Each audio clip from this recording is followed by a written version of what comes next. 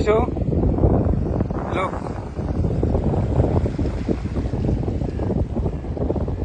Grabe oh. I am looking for jewels or anything that is of value here on Devon or Cornwall.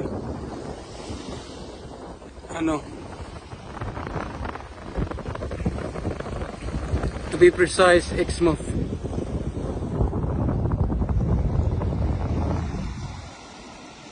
Yeah. Some of them are precious stones already, isn't it? I already pick up 4 of them. Here they are. They are live stones, you know. They can become bigger and can become or made into pendant. Look at that.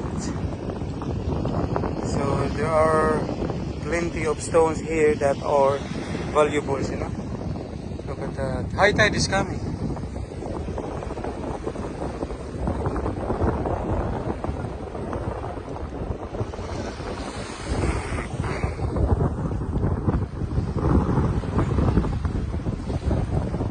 Look at that.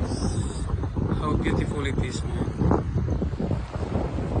Very beautiful.